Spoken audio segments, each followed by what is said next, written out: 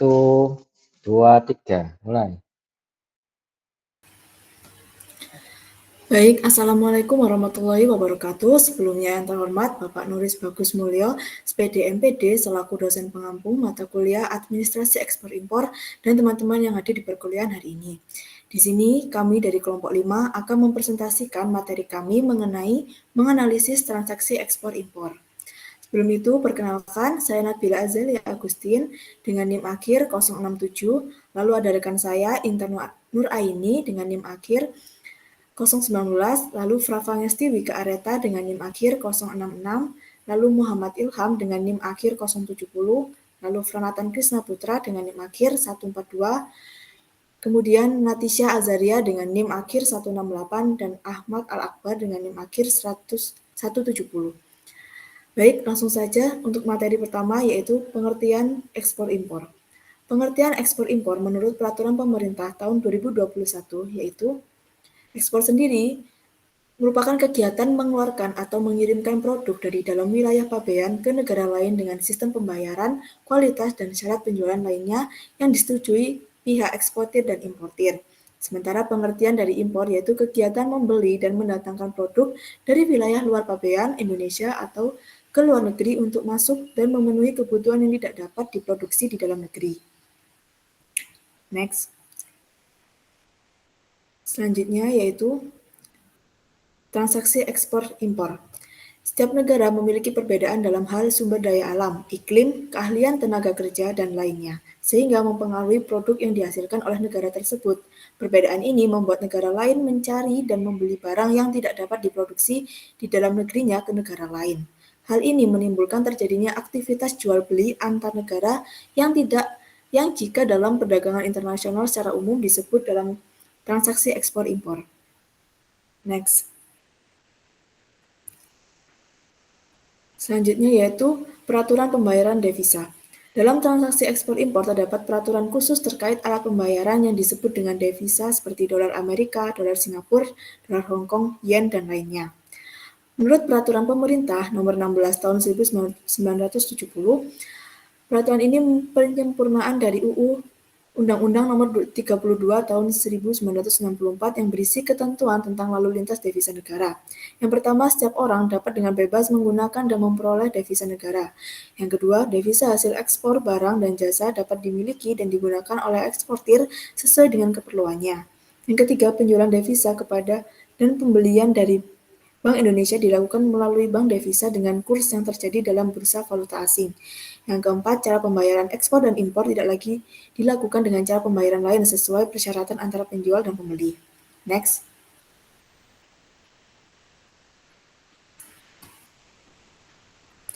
Selanjutnya yaitu persyaratan transaksi. Berikut persiapan teknis yang dilakukan sebagai persyaratan dasar untuk pelaksanaan transaksi ekspor impor antara lain. Yang pertama, harus merupakan berbadan hukum seperti PT, CV, Perum, dan sebagainya. Yang kedua, wajib memiliki perizinan berusaha atau NIB dari Dinas Perdagangan yang terdiri atas eksportir terdaftar atau persetujuan ekspor. Yang ketiga, memiliki surat izin usaha perdagangan atau SIUP berdasarkan domisili perusahaan yang berlaku. Ini diterbitkan berdasarkan domisili perusahaan yang berlaku untuk melakukan kegiatan perdagangan di seluruh wilayah Republik Indonesia. Masa berlakunya tidak terbatas, dengan demikian, surat izin usaha perdagangan tersebut berlaku selama perusahaan bersangkutan masih berdiri dan masih menjalankan usahanya. Yang keempat, eksportir memiliki NPWP atau nomor pokok wajib pajak. Yang kelima, berpengalaman sebagai eksportir terdaftar dan memiliki izin kartu APE atau angka pengenal ekspor yang berlaku di daerah diterbitkan, dan masa berlakunya dibatasi selama 5 tahun. Apabila masa berlalu pengenal ekspor habis, maka eksportir harus memperpanjang lagi masa berlakunya. Yang keenam, memiliki referensi bank devisa. Next. Selanjutnya yaitu prosedur kegiatan ekspor. Yang pertama yaitu sales contract process, merupakan dokumen persetujuan antara eksportir dan importir yang merupakan kelanjutan dari purchase order. Sales contract berisi syarat pembayaran barang yang diekspor seperti harga, kualitas, kuantitas, cara pengangkutan, pembayaran asuransi, dan lain sebagainya. Dokumen ini dibutuhkan dalam pengisian aplikasi pembukaan Letter of Credit atau LOC kepada bank. Yang kedua yaitu LOC Opening Process atau Letter of Credit Process, yaitu etika ketika telah mencapai persetujuan kesepakatan dalam proses sales kontrak, pihak eksportir meminta jaminan kepada bank penerbit dengan persetujuan pembayaran dengan pihak importir. Dalam Letter of Credit opening process terdapat 3 tahap, yaitu importir membuka rekening devisa atau opening bank untuk membayar eksportir sesuai kontrak penjualan. Yang kedua, Bank Devisa menyetujui permintaan tersebut dan menerbitkan Letter of Credit melalui advising bank sebagai penegasan dalam bentuk tertulis yang diteruskan dari opening bank kepada pihak advising bank untuk disampaikan kepada eksportir. Yang ketiga, setelah dokumen importir diverifikasi legalitasnya, advising bank mengeluarkan Letter of Credit sebagai jaminan pengiriman barang. Yang ketiga yaitu cargo shipment process. Dalam proses ini, eksportir harus mengirimkan produk tersebut ke negara yang sudah disetujui oleh importir. Dalam cargo shipment process terdapat 3 tahap, yaitu eksportir melakukan pemesanan pengiriman atau shipment booking sesuai kesepakatan kontrak. Kemudian eksportir mengurus pemberitahuan ekspor barang atau PEB ke Bea Cukai untuk membayar pajak ekspor dan mendapatkan Harmonized System atau HS kode sebagai dasar pengawasan serta klasifikasi barang yang sudah diizinkan untuk ekspor atau impor. Yang ketiga yaitu bukti pengiriman dikirim ke advising bank untuk diteruskan ke importir dan setelah pembayaran dilakukan, dokumen tersebut digunakan untuk pengambilan barang. Yang keempat yaitu shipping dokumen negosiasi proses. Ketika pihak importir sudah menerima barang tersebut, pihak eksportir akan melalui 3 tahap untuk mengambil uang pengiriman, yaitu eksportir menyerahkan dokumen sesuai letter of credit beserta bill of lading ke advising bank. Lalu advising bank memeriksa kelengkapan dokumen dan jika sudah sesuai, melakukan pembayaran kepada eksportir. Kemudian dokumen dikirim ke pihak opening bank untuk meminta penggantian dana, lalu opening bank memeriksa dokumen dan memberikan reimbursement kepada negosiasi bank jika semuanya sudah sesuai. Setelah menerima bill of lading dari shipping company, eksportir akan menyiapkan seluruh dokumen yang tercatat. Yang terakhir yaitu opening bank memeriksa dokumen dan memberikan reimbursement kepada negosiasi bank jika semuanya sudah sesuai. Next.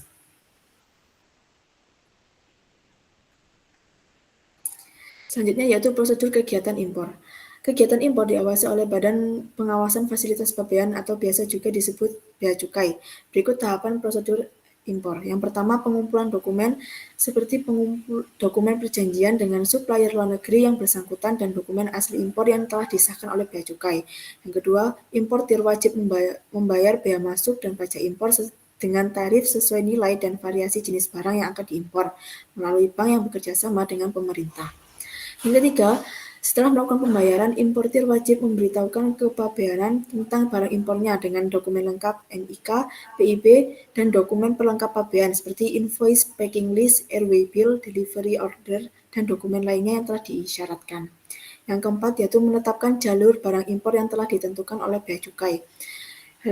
Jalur ini dibagi menjadi 4 yaitu jalur merah, yang merupakan pengawasan pelayanan pengeluaran barang impor disertai dengan penelitian dokumen dan pemeriksaan fisik barang sebelum penerbitan surat persetujuan pengeluaran barang atau SPPB. Kriteria barang yang melewati jalur merah yaitu seperti barang impor sementara, barang operasional peminyakan, barang reimpor, barang terkena pemeriksaan acak, barang impor yang termasuk dalam komoditi beresiko tinggi, atau berasal dari negara beresiko tinggi dan barang impor tertentu yang ditetapkan oleh pemerintah. Yang kedua yaitu jalur kuning, merupakan pengawasan dan pelayanan pengeluaran barang impor yang tidak disertai pemeriksaan fisik, tetapi hanya dilakukan penelitian dokumen sebelum penerbitan SPPB. Yang ketiga yaitu jalur hijau, merupakan pengawasan dan pelayanan pengeluaran barang impor yang hanya dilakukan dengan penelitian dokumen setelah penerbitan SPPB dan tidak disertai dengan pemeriksaan fisik. Yang terakhir yaitu jalur mitra utama atau MITA, yang merupakan pengawasan dan pelayanan pengeluaran barang impor dengan penerbitan SPPB dengan secara langsung tanpa dilakukan pemeriksaan fisik dan dokumen. Jalur mitra utama dan Authorized Economic Operator ini merupakan sertifikasi dan penetapan yang diberikan pemerintah melalui Direktur Jenderal Bea Cukai kepada importir yang memiliki kualitas baik dan ditetapkan oleh Direktur Teknis Kepabeanan. Yang kelima yaitu membuat surat persetujuan barang SPPB untuk izin resmi bea cukai yang memungkinkan barang impor masuk ke wilayah pabeanan. Yang keenam, setelah mendapat SPPB, barang dapat diangkut oleh pihak bersangkutan menggunakan transportasi darat seperti truk, bus, dan atau mobil. Selanjutnya akan disampaikan oleh rekan saya.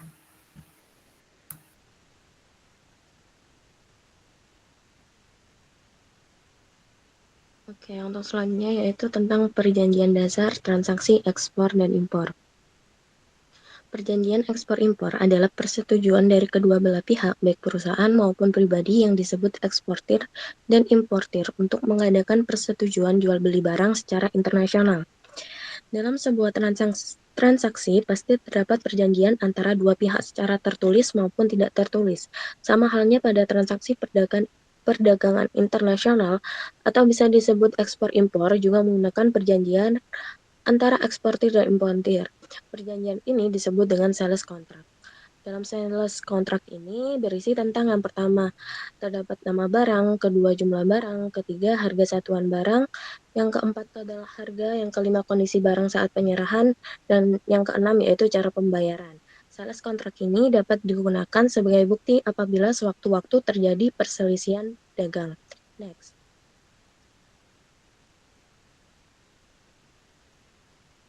Nah, menurut Susilowati Etik, dalam studi Adrian 2014, terdapat tahapan dalam pelaksanaan perjanjian ekspor-impor.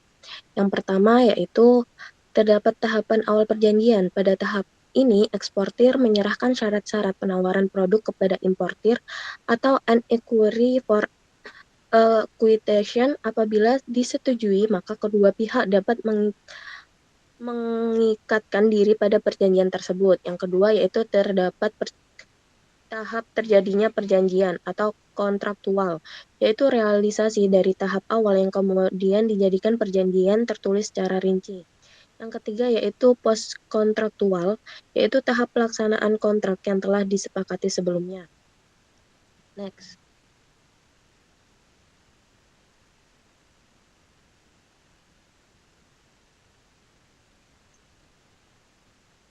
Nah, ekspor-impor sebagai perjanjian jual-beli yang dimuat dalam sales kontrak merupakan salah satu bentuk perjanjian sebagaimana diatur dalam KUH Perdata, maka perjanjian jual-beli tunduk pada hukum perjanjian pada umumnya. Beberapa pengaturan mengenai perjanjian yaitu suatu perjanjian adalah suatu perbuatan dengan satu orang atau lebih.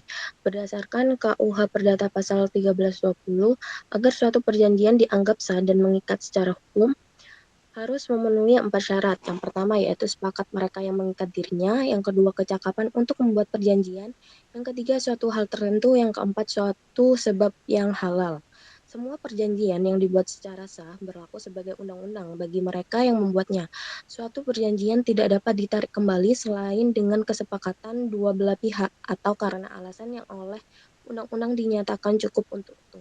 Suatu perjanjian harus dilakukan dengan itikat baik.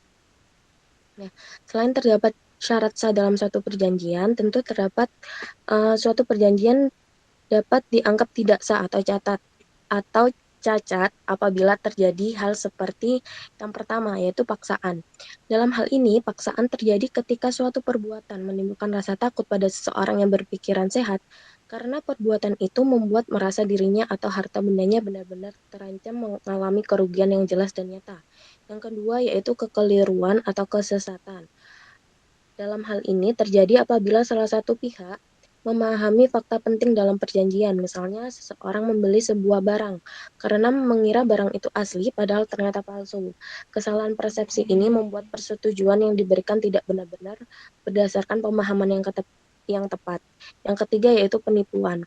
Penipuan terjadi karena pernah salah satu pihak dengan sengaja memberikan keterangan palsu atau tidak benar, disertai dengan tipu muslihat untuk membujuk pihak lain agar memberikan persetujuan. Dalam hal ini, pihak yang menipu bertindak aktif dengan tujuan menjerumuskan lawannya. Yang keempat yaitu penyalahgunaan keadaan atau cacat kehendak. Hal ini terjadi ketika salah satu pihak memanfaatkan kondisi lemah pihak lain, misalnya karena terdesak kebutuhan, tidak berpengalaman, atau memiliki ketergantungan tertentu. Dengan memanfaatkan keadaan tersebut, pihak yang kuat menekankan pihak lain untuk menyetujui perjanjian yang sebenarnya merugikan dirinya sendiri. Untuk slide selanjutnya akan dijelaskan oleh rekan saya.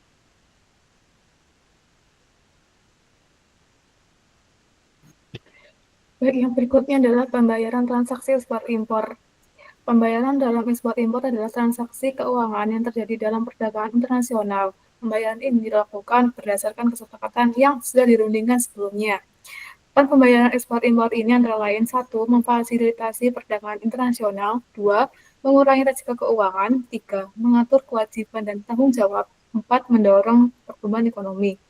Menurut PP Republik Indonesia Nomor 29 Tahun 2017 tentang cara pembayaran dalam kegiatan ekspor-impor, dalam pasal 3 disebutkan bahwasanya pembayaran barang dalam kegiatan ekspor dapat menggunakan cara pembayaran tunai, letter of credit, atau cara pembayaran barang dalam bentuk lainnya. Pada pasal 5, pembayaran barang dalam kegiatan impor dapat menggunakan cara pembayaran imbal dagang atau cara pembayaran barang dalam bentuk lainnya. Next.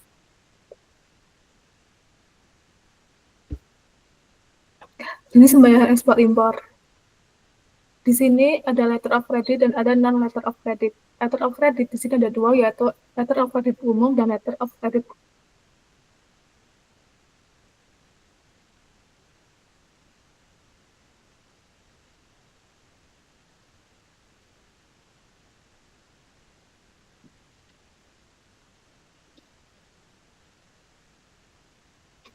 Next.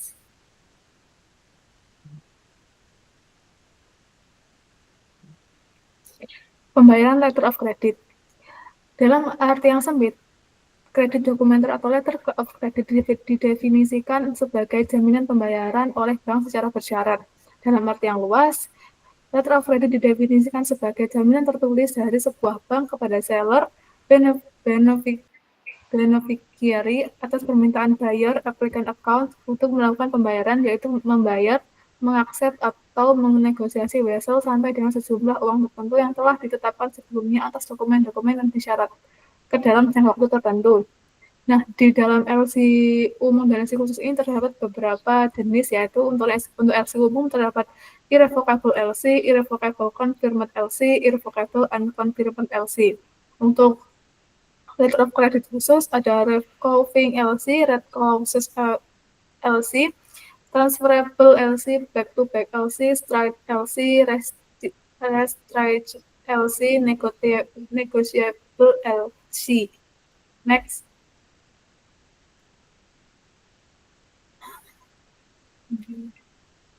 Nah, untuk keuntungan dari letter of credit sendiri bagi eksportir yaitu adanya kepastian pembayaran karena keikutsertaan bank sebagai pihak penjamin perdagangan internasional, ada honorer dokumen langsung diuangkan melalui advising bank tanpa menunggu kiriman uang dari importir, yang ketiga pemungutan bank atas negosiasi dokumen relatif kecil kalau terdapat LC, yang keempat eksportir dapat terhindar dari resiko non-payment.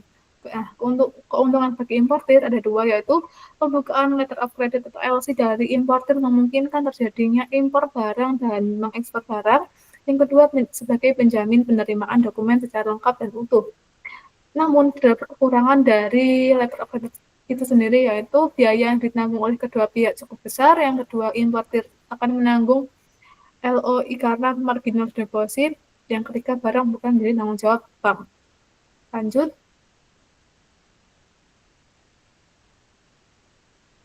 Nah, ini adalah bagian dari letter of credit.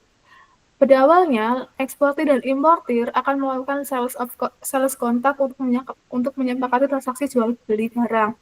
Setelah itu, importir mengajukan permohonan LC ke bank devisa di negaranya.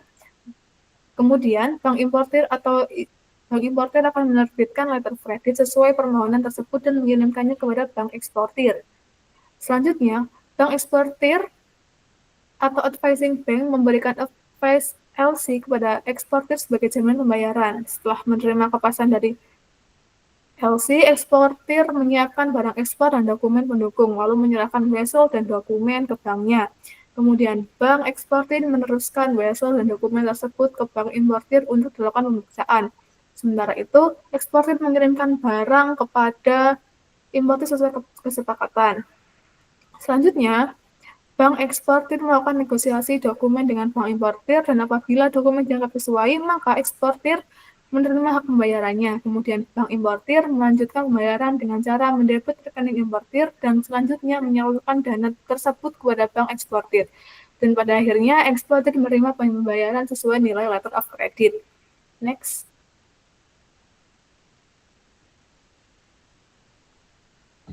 Nah, kita sekarang masuk ke pembayaran non-letter of credit. Yang pertama ada advance payment. Advance payment atau pembayaran di muka merupakan cara pembayaran di mana pihak importir atau buyer telah melakukan pembayaran terlebih dahulu kepada pihak eksportir atau seller atas barang yang dijual sebelum barang tersebut dikirimkan kepada pihak importir. Dengan demikian, importir memberi kredit atau bayar kredit kepada eksportir. Sistem ini menguntungkan untuk eksportir karena eksportir telah menerima pembayaran barang secara penuh sebelum mengirimnya, sedangkan pada pihak importir akan dirugikan apabila barangnya tidak terkirim. Untuk keuntungan dan kerugiannya, untuk keuntungannya biaya relatif murah, proses dokumen relatif singkat, eksportir menerima pembayaran terlebih dahulu, dan eksportir terhindar dari resiko politis dan resiko komersil. Untuk kerugiannya, importir menanggung resiko LOI, tidak ada kepastian tentang pengiriman dan kualitas barang. Yang terakhir, importir menanggung resiko politis dan resiko komersil. Next.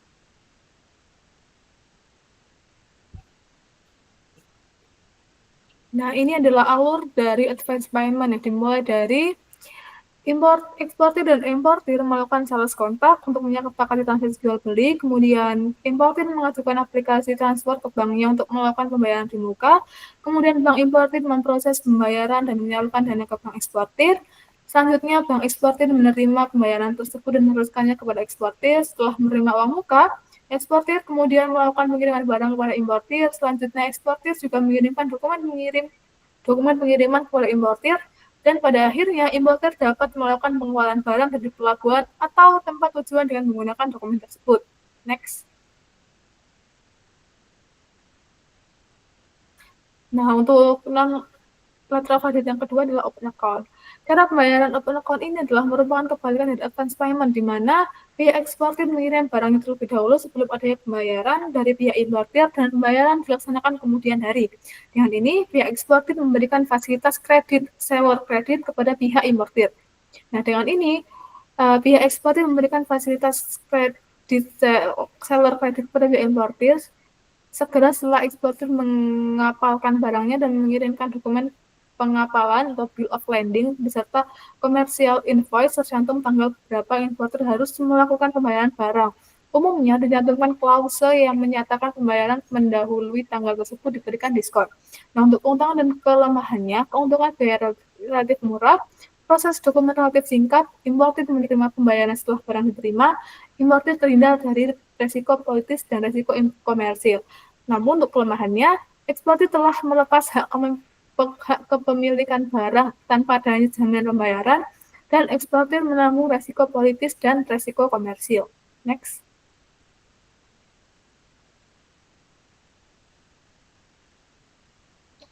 Nah, berikut untuk alur dari open account, di mana pada awalnya eksportir dan importir melakukan sales kontak untuk menyepakati transaksi jual beli, kemudian dilanjut eksportir langsung melakukan pengiriman barang kepada importir, kemudian eksportir juga mengirimkan dokumen pengiriman sebagai syarat administrasi agar barang dapat dikeluarkan dari pelabuhan.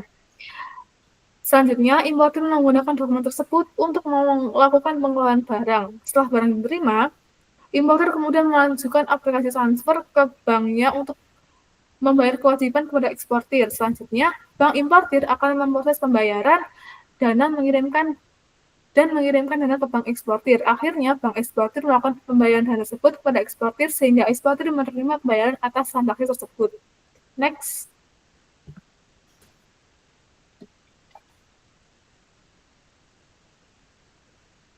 Untuk yang ketiga ada konsigmen. Konsigmen atau konsiasi adalah cara pembayaran teknik pembayaran di mana eksportir mengirimkan barang kepada importir sebagai titipan untuk kemudian dijual dengan harga yang telah ditetapkan sebelumnya. Apabila barang tersebut terjual, maka hasil penjualan tersebut diserahkan kepada eksportir. Cara ini, pihak importir hanya mendapatkan komisi sebagai jerih payah karena telah menjual akan barang eksportir tersebut. Dengan ini, pihak eksportir memberikan fasilitas kredit atau sewa kredit kepada pihak importir segera setelah eksportir mengapalkan barangnya dan mengirimkan dokumen pengapalan bill of lading beserta commercial invoice tercantum tanggal berapa importir harus melakukan pembayaran barang. Umumnya dicantumkan klausa yang menyatakan pembayaran mendahului tanggal tersebut diberikan diskon. Nah, untuk keuntungan kelemahan konsumen ini untuk keuntungannya yaitu biaya relatif murah, proses dokumen relatif singkat, importir akan melakukan pembayaran jika barang telah laku dijualnya. Kemudian importir terhindar dari resiko politis dan resiko komersil. Untuk kelemahannya, eksportir bisa menjadi bahan permainan oleh importir dan eksportir menanggung resiko politis dan resiko komersil. Next.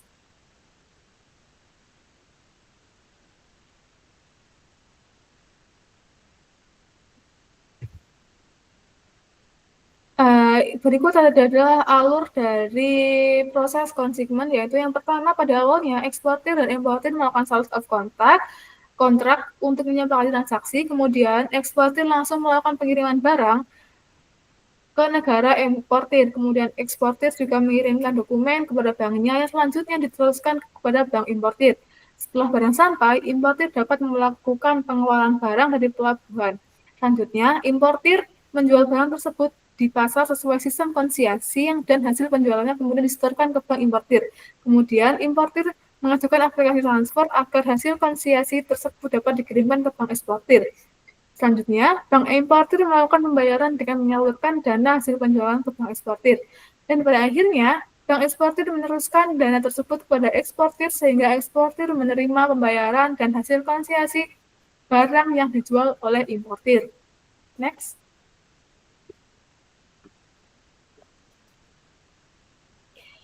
Oke, yang tadi adalah collection draft. Collection draft adalah atau wesel inkasso merupakan teknik pembayaran seperti cara pembayaran open account atau bayar kemudian. Hanya bedanya dalam cara pembayaran secara collection ini, eksportir memiliki dokumen autentik dan kepastian pembayaran atas barang yang dikirimkan kepada importir. Untuk collection draft ini ada dua jenis, yaitu ada collection draft document against payment dan collection draft document against acceptance. Untuk dokumen against payment adalah teknik pembayaran berdasarkan adanya penerimaan dokumen, yaitu dokumen pengapalan untuk pengambilan barang oleh importir, dan begitu sebaliknya penyerahan dokumen kepada importir yang hanya dilakukan apabila pihak importir telah melakukan pembayaran. Untuk dokumen against acceptance, yaitu cara pembayaran ini didasarkan kepada akseptasi atau penyerahan dokumen pengapalan untuk pengambilan barang kepada pihak importir setelah importir mengakses wesel atau draft yang bersangkutan.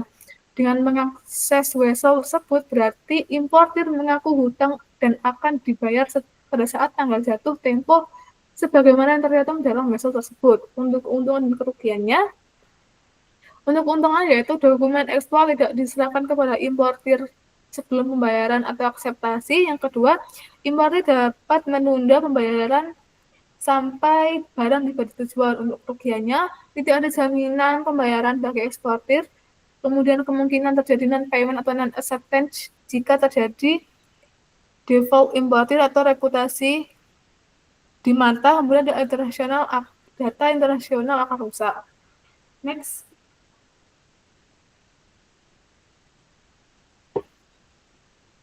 Nah, ini adalah bagian untuk collection draft yang dokumen against payment, di mana pada awalnya eksportir dan importir melakukan sales kontrak untuk menyepakati transaksi, kemudian eksportir melakukan pengiriman barang kepada importir, kemudian eksportir menyiapkan dokumen dan menyerahkannya ke bank eksportir, dilanjutkan bank eksportir mengirimkan dokumen tersebut ke bank importir.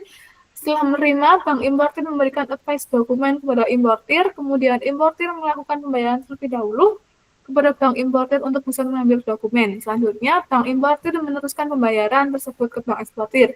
Setelah itu, bank eksportir menyalurkan dana ke eksportir sehingga eksportir menerima pembayaran. Dan pada akhirnya, importir dapat menggunakan dokumen tersebut untuk melakukan pengawalan barang dari pelabuhan. Next.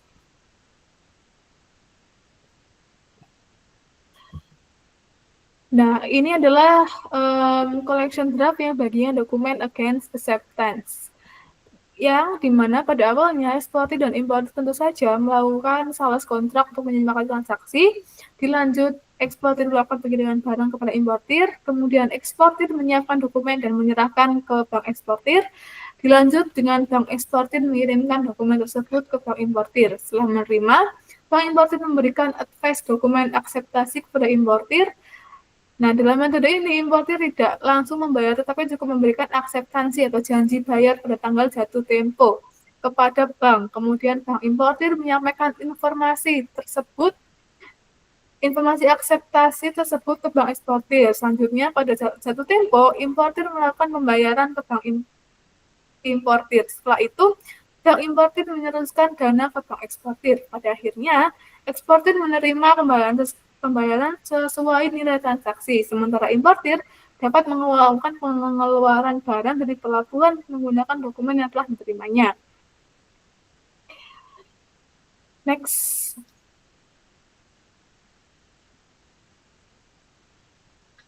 Baik, untuk selanjutnya akan dijelaskan oleh rekan saya.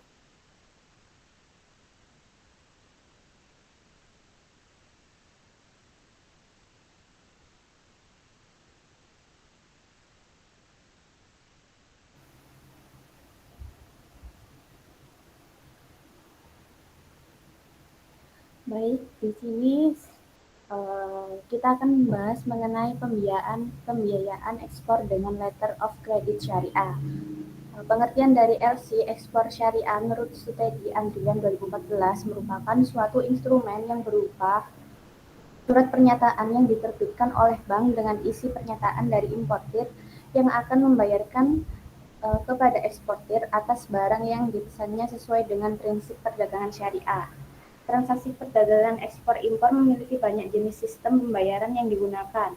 Selain pembayaran dilakukan dengan cara konvensional, transaksi ekspor-impor juga dapat dilakukan berdasarkan prinsip syariah. Seiring berkembangnya dunia bisnis internasional, perbankan syariah membuka fasilitas LC berbagai syariah bagi para eksportir dan importir yang ingin menjalankan bisnisnya dengan menerapkan prinsip syariah. Kebijakan hukum LC syariah di Indonesia belum diatur secara pasti, tetapi Dewan Pengawas Syariah telah mengeluarkan fatwa terhadap LC ekspor syariah dan LC impor syariah.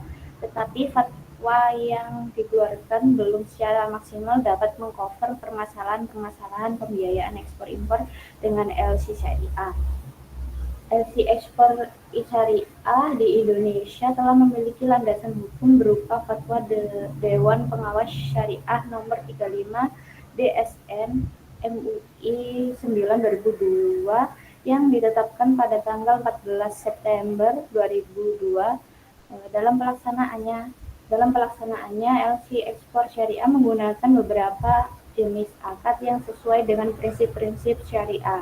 Adapun yang pertama, terdapat akad wakalah bil ujrah, yaitu pemberian kuasa dari nasabah kepada bank untuk melakukan suatu pekerjaan tertentu dengan imbalan atau fee yang telah disepakati sejak awal. Yang kedua, akad wakalah bil ujrah dan harat, di mana bank selain bertindak sebagai wakil nasabah dengan imbalan fee, juga dapat memberikan pinjaman atau hodrah apabila nasabah membutuhkannya. Yang ketiga, akad wakalah bil ujrah dan mudarabah, yaitu akad di mana bank bertindak sebagai wakil dengan imbalan fee sekaligus sebagai mitra dalam kerjasama usaha mudarabah dengan sistem bagi hasil yang sesuai syariah. Selanjutnya ada akad musyarakah, yaitu kerjasama antara dua pihak atau lebih untuk menyertakan modal pada suatu usaha dengan pembagian keuntungan sesuai kesepakatan bersama dan kerugian ditanggung secara profesional. Yang terakhir ada akad al-bai' dan wakalah, yaitu transaksi jual beli yang dipadukan dengan akad wakalah, di mana bank dapat mewakili nasabah dalam melaksanakan proses jual beli tersebut. Dalam LC ekspor syariah akan menerapkan ujrah atau suatu imbalan yang diberikan eksportir kepada bank bersangkutan atas pekerjaan yang telah dilakukan dengan besaran yang telah disepakati di awal dan dinyatakan dalam bentuk nominal, bukan persentase. Pada prinsip syariah tidak ada bunga yang diberikan bank kepada nasabahnya, tetapi diterapkan prinsip bagi hasil antara bank dengan nasabah.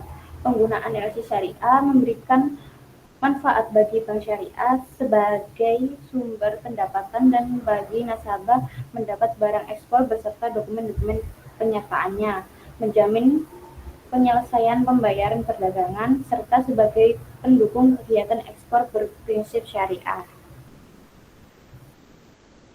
Kemudian kita masuk pada manfaat LC syariah. Pembagian ekspor dengan letter of credit syariah memberikan manfaat yang besar, baik bagi bank syariah maupun bagi para nasabah eksportir maupun importir. Bagi bank syariah, manfaat utamanya adalah sebagai sumber pendapatan. Bank memperoleh keuntungan dari fee, layanan atau ujrah serta bagi hasil, tentunya tanpa melanggar prinsip riba. Selain itu, LC Syariah juga memperluas layanan perbankan syariah di bidang perdagangan internasional. Dengan adanya fasilitas ini, Bank Syariah memiliki peluang untuk bersaing secara global dan memperluas jaringan layanan berbasis syariah. Sementara itu, bagi nasabah, manfaat yang dirasakan juga sangat signifikan. Nasabah dapat memperoleh barang dan dokumen ekspor sesuai dengan prinsip syariah, sehingga keabsahan dan kehalalannya terjamin. Sistem ini juga menjamin penyelesaian pembayaran perdagangan yang lebih aman, karena bank bertindak sebagai penengah sehingga transaksi berlangsung sesuai dengan kesepakatan. Selain itu, LC Syariah mendukung terwujudnya transaksi ekspor yang halal dan transparan, bebas dari bunga dan praktik ketidakjelasan. Pada akhirnya, hal ini akan meningkatkan kepercayaan dalam bisnis internasional, karena mitra dagang merasa lebih yakin dengan transaksi yang dijalankan secara adil, transparan, dan sesuai prinsip syariah.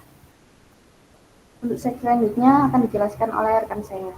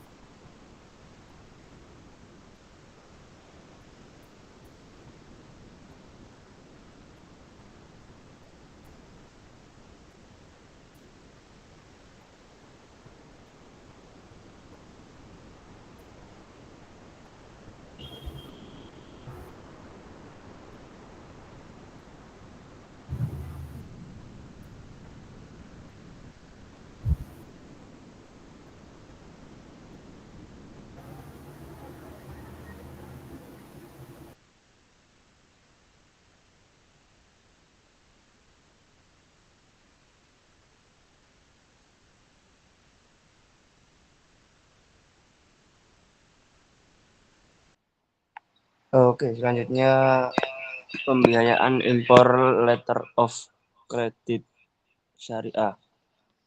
Yang pertama ada konsep dasar letter of credit syariah, yaitu instrumen pembayaran internasional yang digunakan untuk menjamin transaksi ekspor impor. Dalam konteks syariah, letter of credit harus terbebas dari unsur riba, gharar atau ketidakpastian, dan maisir atau spekulasi. Oleh karena itu, Bank Syariah bertindak sebagai perantara yang menjamin pembayaran kepada eksportir atau penjual setelah importir atau pembeli memenuhi kewajibannya dengan akad-akad yang sesuai syariah. Selanjutnya ada beberapa akad yang biasa digunakan dalam letter of credit syariah, antara lain yang pertama yaitu ada wakalah. Wakalah adalah bank bertindak sebagai wakil importir untuk melakukan pembayaran kepada eksportir. Yang kedua ada murabaha, yaitu bank membeli barang dari eksportir lalu menjualnya kembali kepada importir dengan margin keuntungan yang telah disepakati oleh kedua pihak. Yang kedua ada kafalah. Kafalah adalah bank memberikan jaminan pembayaran kepada eksportir. Dan yang terakhir ada wadiah, yaitu bank menampung dana sementara sebelum disalurkan kepada eksportir. Next.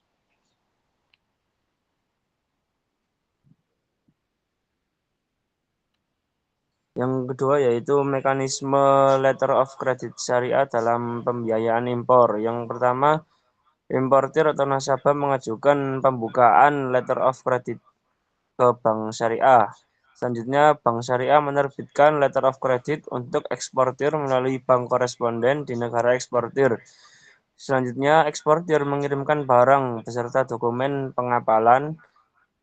Setelah itu, bank syariah memeriksa keabsahan dokumen. Apakah dokumen itu benar-benar sah atau asli atau layak. Selanjutnya, bank syariah membayar eksportir sesuai akad, misalnya menggunakan akad wakalah atau murabaha. Dan yang terakhir, importir melunasi kewajibannya kepada bank syariah sesuai akad yang telah disepakati. Next.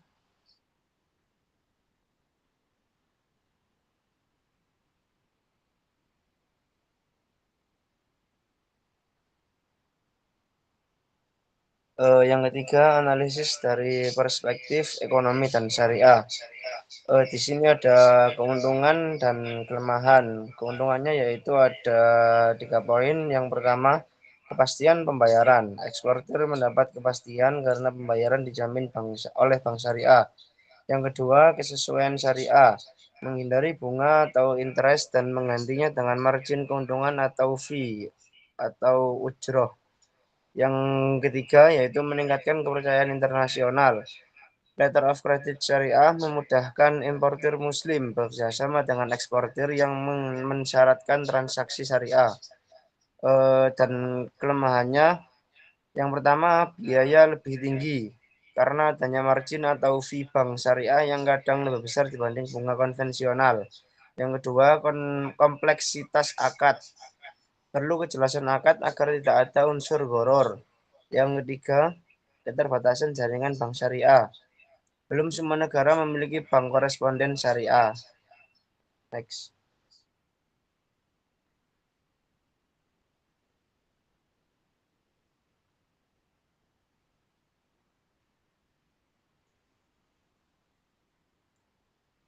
Aspek yang dianalisis dalam pembiayaan impor dengan letter of credit syariah. Yang pertama, kelayakan importir. Apakah importir memiliki kapasitas finansial untuk melunasi kewajibannya? Yang kedua, kesesuaian akad. Apakah akad yang dipilih sesuai dengan kebutuhan transaksi seperti wakalah, murabaha, dan kafalah. Yang keempat, risiko transaksi. Risiko gagal bayar, fluktuasi mata uang, dan risiko politik di negara eksportir. Dan yang terakhir, kepatuhan syariah. Apakah barang yang diimpor halal dan tidak bertentangan dengan prinsip syariah? Next.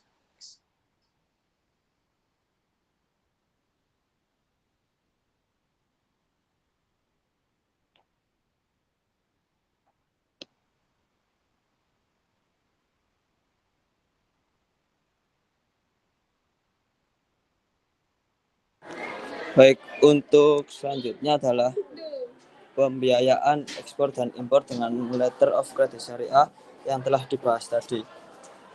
Dibagi menjadi 2, yaitu pembiayaan ekspor dengan letter of credit syariah Yang pertama adalah jaminan pembayaran dari bank kepada eksportir sesuai syarat dokumen berdasarkan prinsip syariah.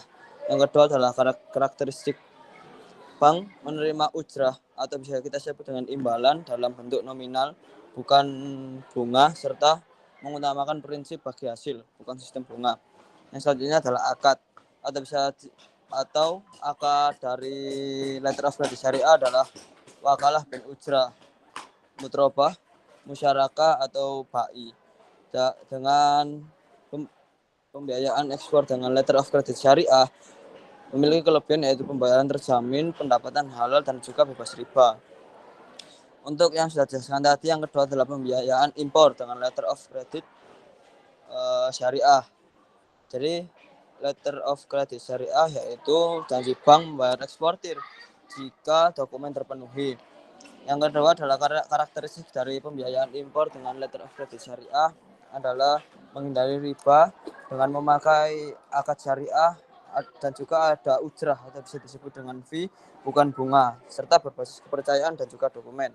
Kemudian ini adalah akad dari pembiayaan impor dengan letter of credit syariah adalah wakalah bin ujrah, murabahah, salam atau istisna, dan juga mudrobah, musyarakah, dan juga hawalah. Tapi pembiayaan impor dengan letter of credit syariah memiliki kelemahan, yaitu resiko gagal bayar karena jaminan hanya dokumen dan juga regulasi syariah terbatas. Next.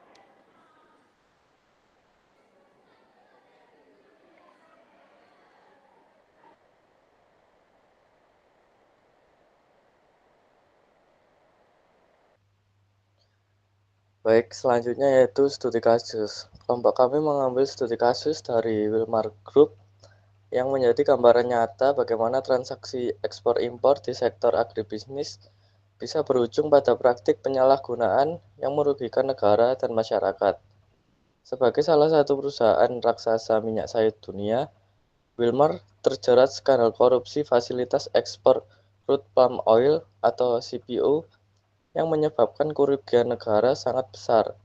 Kejaksaan Agung menyita dana sebesar 11,8 triliun dari 5 anak usaha Wilmar sebagai bentuk pengambilan kerugian negara. Dan jumlah ini tercatat sebagai penyitaan terbesar dalam sejarah penegak hukum Indonesia. Kasus ini menunjukkan adanya manipulasi dalam penggunaan fasilitas ekspor, terutama terkait kewajiban pembayaran bea keluar dan penerimaan devisa hasil ekspor, yang seharusnya menjadi instrumen penting bagi negara dalam mengatur dan mengawasi aktivitas perdagangan internasional. Penyalahgunaan tersebut memperlihatkan bahwa proses transaksi ekspor tidak hanya melibatkan hubungan bisnis antara perusahaan dan pembeli luar negeri, tetapi juga erat kaitannya dengan mekanisme pembayaran pajak, kepatuhan perizinan, serta kontrol terhadap aliran devisa. Next.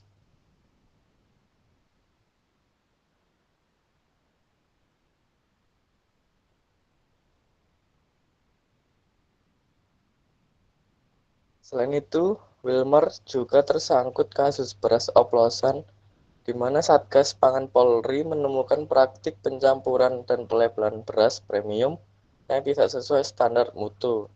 Produk yang seharusnya dijual sebagai beras kualitas rendah dipasarkan dengan label premium, sehingga merugikan konsumen dengan nilai potensi mencapai 99,35 triliun per tahun. Jika praktik ini masuk ke rantai distribusi internasional, maka tidak hanya konsumen domestik yang dirugikan, melainkan juga citra dan kepercayaan global terhadap produk pangan Indonesia yang bisa terancam. Kedua kasus tersebut menegaskan bahwa dalam transaksi ekspor-impor dan perdagangan pangan, aspek transparansi, akuntabilitas, dan kepatuhan hukum sangat penting untuk mencegah praktik korupsi, manipulasi produk, maupun kecurangan yang berakibat fatal. Dengan kata lain, lemahnya pengawasan dalam rantai transaksi ekspor-impor dapat menimbulkan kerugian besar tidak hanya dari sisi keuangan negara, tetapi juga dari segi reputasi dan daya saing produk Indonesia di pasar global. Next. Selanjutnya yaitu keterkaitan studi kasus. Studi kasus Wilmar Group memiliki keterkaitan erat dengan transaksi ekspor-impor, karena menunjukkan bahwa kegiatan perdagangan internasional bukan hanya sekedar jual-beli antar negara, tetapi juga melibatkan kepatuhan terhadap aturan hukum, kewajiban pembayaran bea keluar, serta pelaporan devisa hasil ekspor. Penyalahgunaan fasilitas ekspor CPO oleh Wilmar merugikan keuangan negara karena mengurangi penerimaan pajak dan devisa. Selain itu, praktik beras oplosan menegaskan pentingnya standar mutu dalam produk ekspor, karena jika kualitas tidak terjaga, citra dan daya saing Indonesia di pasar global dapat menurun. Dengan demikian, transparansi, akuntabilitas, dan pengawasan dalam transaksi ekspor-impor sangat penting agar tidak terjadi manipulasi, kecurangan, maupun kerugian yang berdampak luas bagi negara dan konsumen. Next.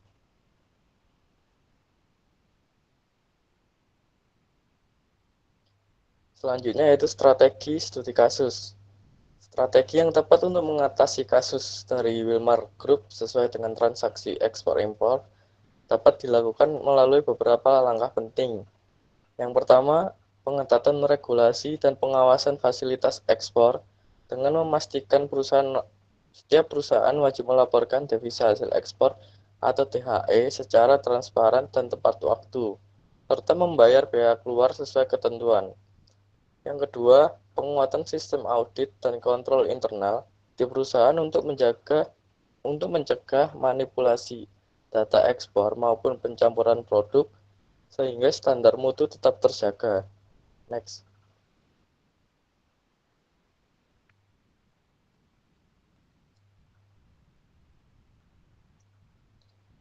Yang ketiga yaitu pemanfaatan teknologi digital dalam transaksi ekspor impor, misalnya melalui sistem monitoring online, bea cukai, dan juga perbankan agar aliran devisa dan dokumen ekspor dapat dilacak secara real time. Keempat, penegak hukum harus tegas terhadap pelanggaran, baik dalam bentuk denda, pencabutan izin ekspor, maupun tuntutan pidana untuk memberikan efek jera. Yang terakhir yaitu peningkatan transparansi dan sertifikasi mutu produk yang diekspor, sehingga reputasi Indonesia di pasar global tetap terjaga. Dengan strategi tersebut, praktik penyalahgunaan fasilitas ekspor dan manipulasi produk dapat diminimalkan, sekaligus memperkuat daya saing perdagangan internasional Indonesia. Next.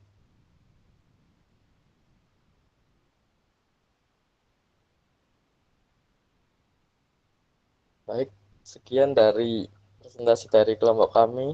Terima kasih.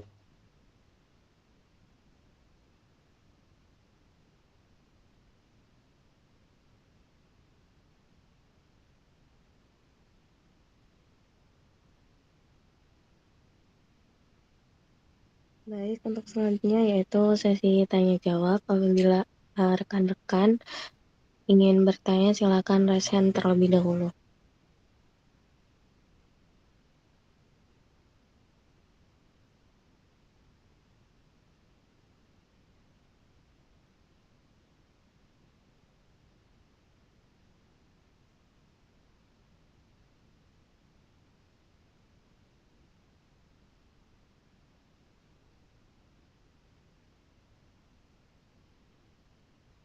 Silakan untuk Mbak Fida. Baik, terima kasih atas kesempatannya. Menurut pendapat Kampina, apa saja tantangan yang dihadapi oleh pelaku usaha dalam memilih metode pembayaran yang tepat untuk transaksi ekspor impor di negara-negara dengan sistem perbankan yang berbeda dan regulasi valuta asing yang ketat? Lalu bagaimana suatu perusahaan dapat memilih metode pembayaran yang paling sesuai dengan profil risiko dan hubungan bisnis mereka dalam konteks fluktuasi pasar uang? Apakah bisa dipahami? Bisa Mbak Fida, terima kasih.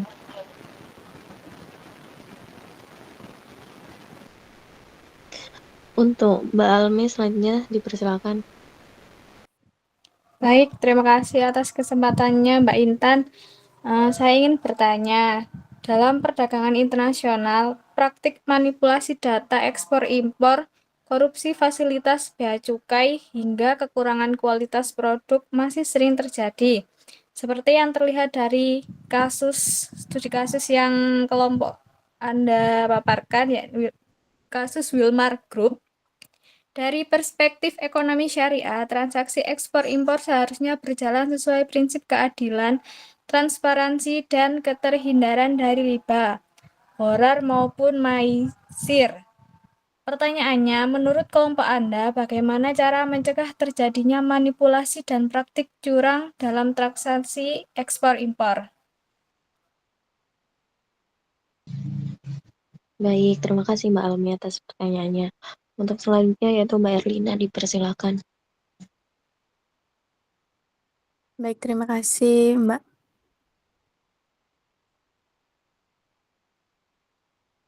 Mohon maaf, apa suara saya terdengar? Terdengar. Baik, saya lanjutkan. Jadi dari materi yang telah dijelaskan oleh kelompok 5, pada slide presentasi bahwa prosedur impor diawasi ketat oleh bea cukai melalui tahapan seperti pengumpulan dokumen, pembayaran bea masuk dan pajak impor hingga penerbitan surat persetujuan pengeluaran barang atau SPPB.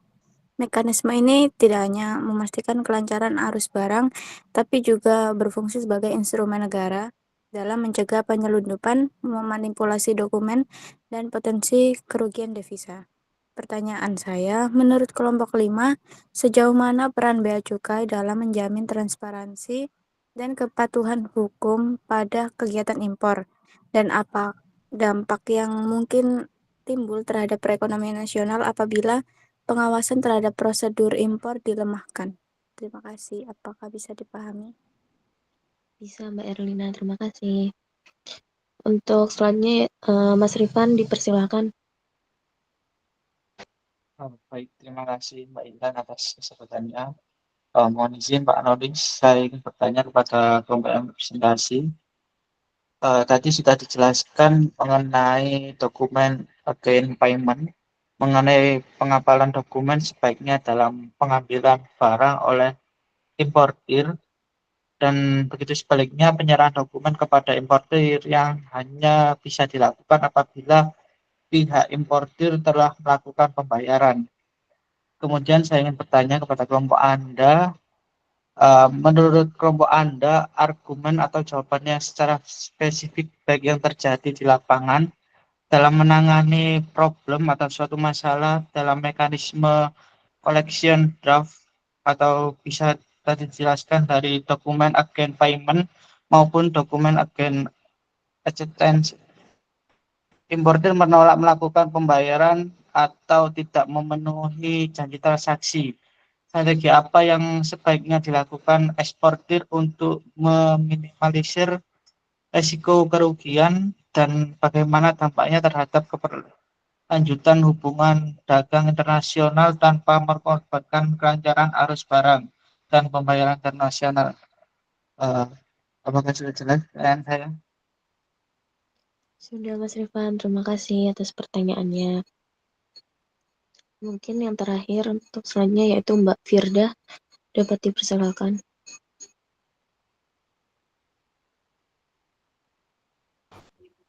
Baik, terima kasih Mbak Intan atas kesempatannya. Sebelumnya, apakah suara saya terdengar dengan jelas? Sudah jelas Mbak Firda. Oke, terima kasih. Menyinggung terkait dengan devisa negara, nah pemerintah Indonesia ini kan selalu berupaya untuk meningkatkan pendapatan atau devisa negara, yang salah satunya yaitu dengan cara mendorong program hilirisasi sumber daya alam seperti nikel dan juga bauksit yang ditandai dengan larangan ekspor bahan mentah untuk mendorong industri pengolahan di dalam negeri. Yang mana berdasarkan informasi yang saya peroleh dari website Indonesia at Melbourne, didapatkan bahwasanya keputusan ini sempat memicu sengketa dagang di World Trade Organization atau WTO, terutama dengan Uni Eropa terkait dengan ekspor nikel, bauksit, dan lain sebagainya pada tahun 2023 lalu. Nah, pertanyaan saya, bagaimana pemerintah memastikan bahwasanya peningkatan devisa negara dari ekspor produk hilir seperti ferronikel ataupun baja nikel dapat diimbangi dengan standar lingkungan yang ketat dan kesejahteraan tenaga kerja lokal, mengingat banyaknya isu kerusakan lingkungan dan juga ketergantungan pada teknologi asing dalam proyek smelter. Karena yang teman-teman juga pasti tahu beberapa waktu lalu bahkan sampai sekarang masih jadi perbincangan terkait dengan kontra dari masyarakat Indonesia terkait tambang nikel di Kepulauan Raja Ampat seperti itu. Apakah bisa dipahami, Mbak Intan?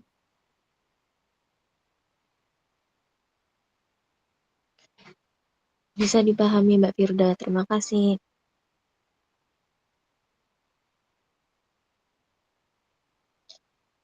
Oke, baik. Karena sudah tidak ada yang bertanya lagi, izinkan kelompok kami untuk berdiskusi terlebih dahulu untuk menjawab pertanyaan dari rekan-rekan.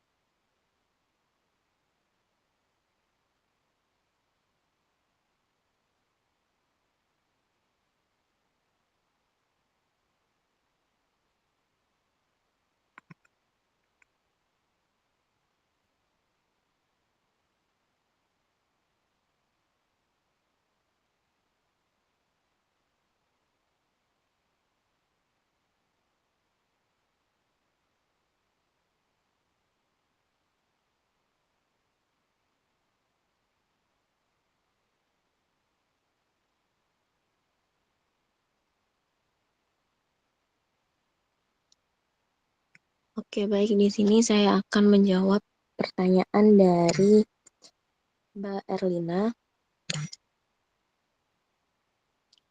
yaitu menurut kelompok 5, sejauh mana peran Bea Cukai dalam menjamin transparansi dan kepatuhan hukum pada kegiatan impor, dan apa dampak yang mungkin timbul terhadap perekonomian nasional apabila pengawasan terhadap prosedur impor dilemahkan.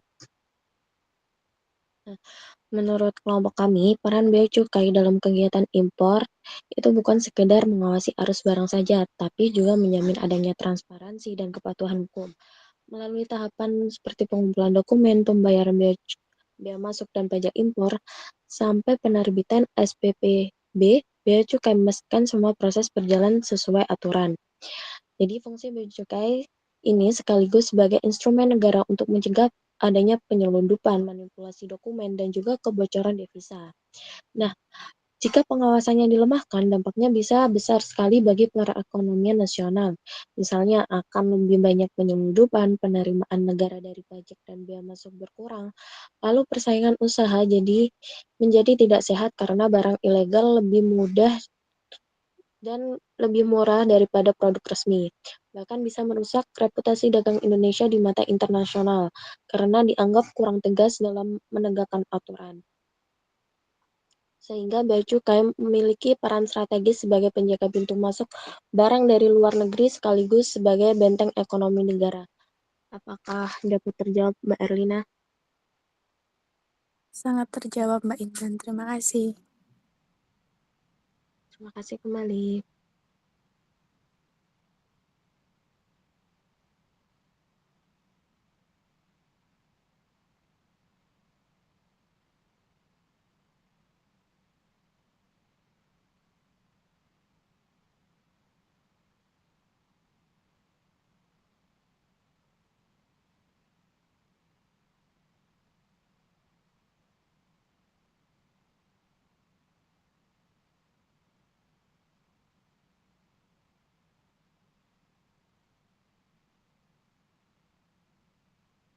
Mas, halo, Mas, halo, apa suara saya terdengar?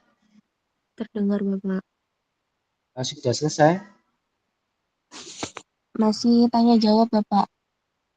Oke.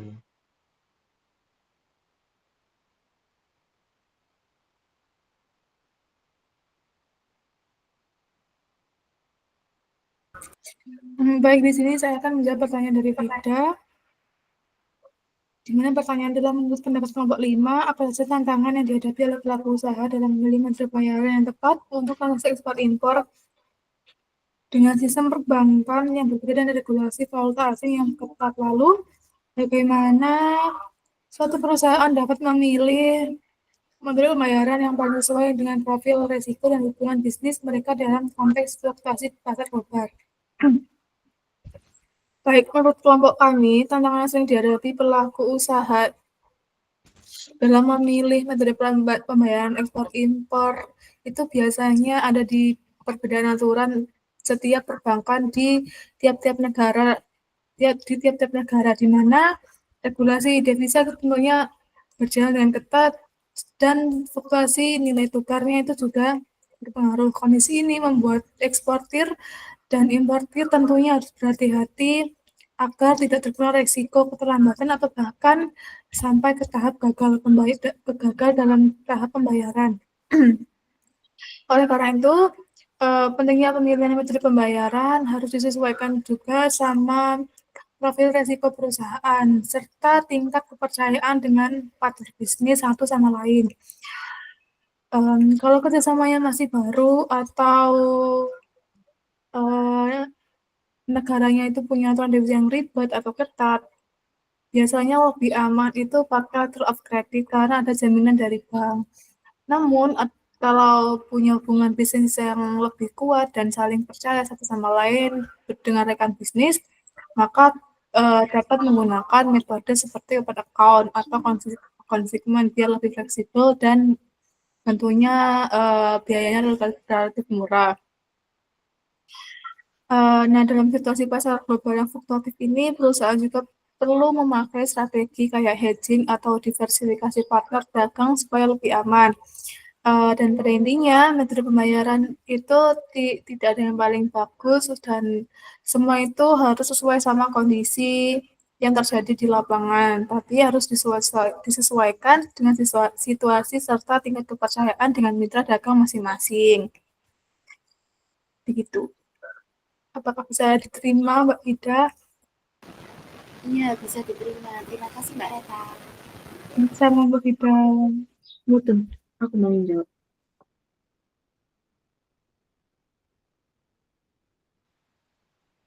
Oke, di sini saya menjawab pertanyaan dari Firda. Pertanyaannya yaitu, bagaimana pemerintah memastikan bahwa peningkatan devisa dari ekspor produk hilir seperti ferronikel atau baja nikel diimbangi dengan standar lingkungan yang ketat dan kesejahteraan tenaga kerja lokal. Mengingat isu kerusakan lingkungan dan ketergantungan pada teknologi asing dalam proyek smelter. Pemerintah Indonesia berusaha menyeimbangkan peningkatan devisa dari hilirisasi nikel dengan standar lingkungan dan kesejahteraan pekerja melalui kebijakan larangan ekspor biji mentah, kewajiban AMDAL, proper, serta aturan ketenagakerjaan dan lokal konten. PT Smelter diwajibkan memenuhi standar lingkungan, mengelola limbah dan emisi, serta memprioritaskan tenaga kerja lokal. Namun, fakta dan praktek di lapangan masih menghadapi tantangan, seperti lemahnya pengawasan, insiden keselamatan kerja, dan dominasi investor asing yang membatasi transfer teknologi. Untuk itu, pemerintah memperketat izin, mendorong penggunaan energi lebih bersih, dan meningkatkan audit K3. Untuk kedepannya, efektivitas kebijakan akan bergantung pada penegakan yang konsisten, transparansi data lingkungan, dan jaminan keterlibatan masyarakat agar keuntungan devisa tidak dibayar dengan kerusakan lingkungan maupun kerugian tenaga kerja lokal. Apa bisa diterima? Iya, sudah bisa Mas Akbar. Terima kasih. Oke sih. Baik, di sini saya akan menjawab pertanyaan dari Mbak Almeida. Untuk pertanyaannya saya bacakan terlebih dahulu. Dalam perdagangan internasional, praktik manipulasi data ekspor impor, korupsi fasilitas bea cukai, hingga kecurangan kualitas produk masih sering terjadi. Seperti yang kita lihat pada studi kasus Wilmar Group dari perspektif ekonomi syariah, transaksi ekspor impor seharusnya berjalan sesuai prinsip keadilan, transparansi, dan keterhindaran dari riba, grahar, ataupun maisir. Menurut kelompok Anda, bagaimana cara mencegah terjadinya manipulasi dan praktik curang dalam transaksi ekspor-impor? Nah, menurut kelompok kami, masalah manipulasi, korupsi bea cukai, dan kecurangan kualitas seperti yang kita lihat pada studi kasus Wilmar Group tadi memang jadi tantangan besar dalam perdagangan internasional. Untuk mencegah praktik curang dalam transaksi ekspor-impor, terutama jika dilihat dari perspektif ekonomi syariah yang menekankan keadilan, transparansi, dan bebas riba serta grahar, kita harus menjalankan strategi dua jalur, yaitu yang pertama penguatan sistem teknis dan yang kedua penegakan prinsip syariah. Yang pertama, dari sisi sistem dan regulasi, kunci utamanya adalah digitalisasi data secara total dan terintegrasi. Semua data transaksi ekspor-impor mulai dari bea cukai, bank devisa, hingga data perusahaan harus disatukan dalam sistem seperti single submission atau bahkan menggunakan teknologi blockchain.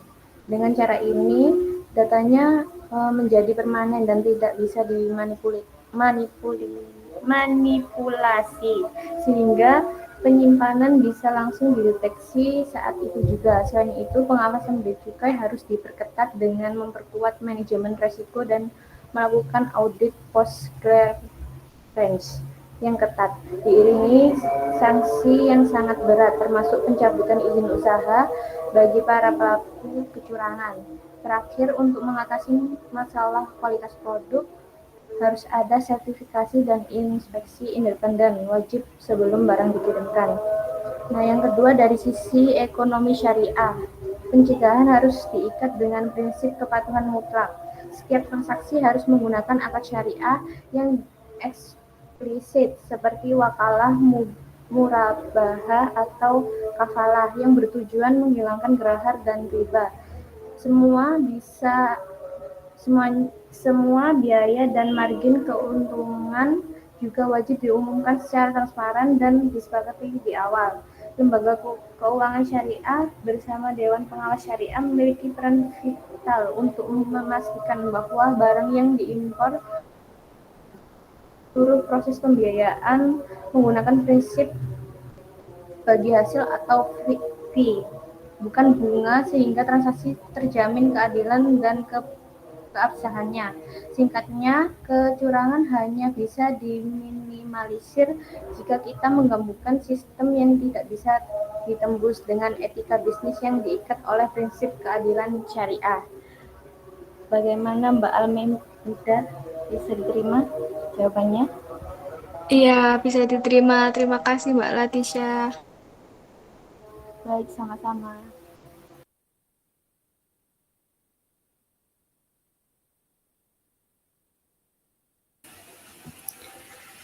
Baik, saya akan menjawab pertanyaan dari Mas Rifan, yaitu bagaimana menangani problem mekanisme collection draft atau dokumen against payment maupun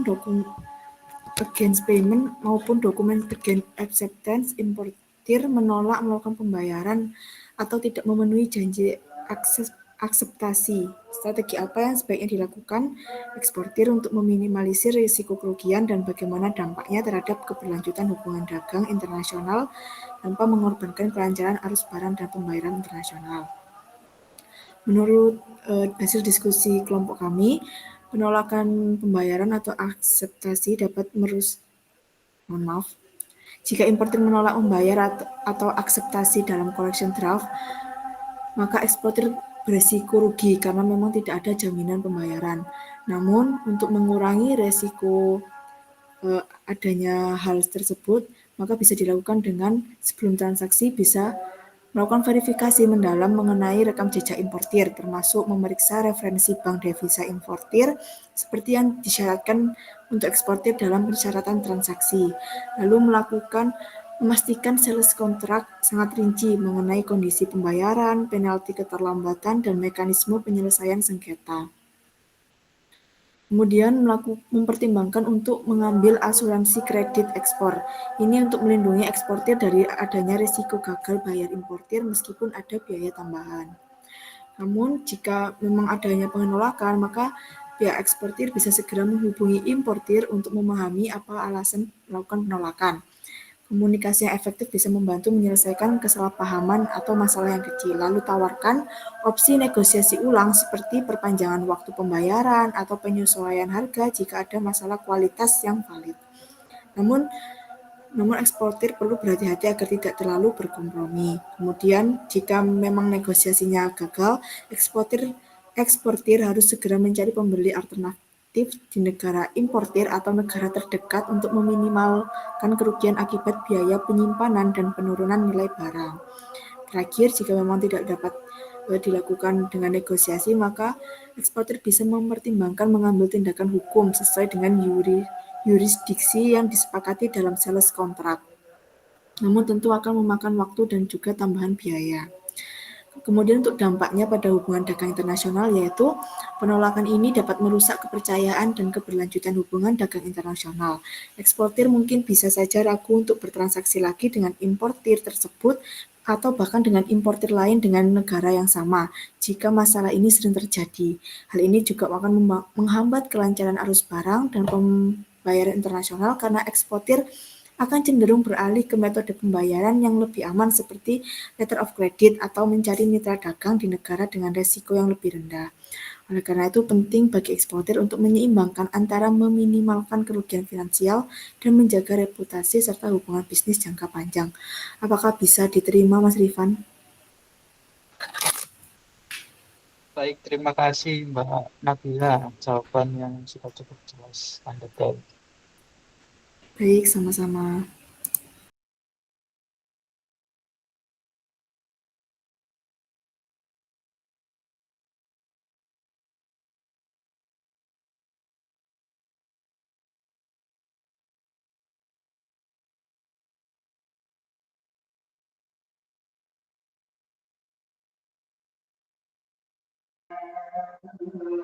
Baik, untuk sesi tanya jawab telah selesai dan telah terjawab semua. Kami akhiri dari kelompok 5. Mohon maaf apabila terdapat kesalahan kata dan perbuatan. Wassalamualaikum warahmatullahi wabarakatuh. Untuk selanjutnya saya kembalikan kepada Pak Noris.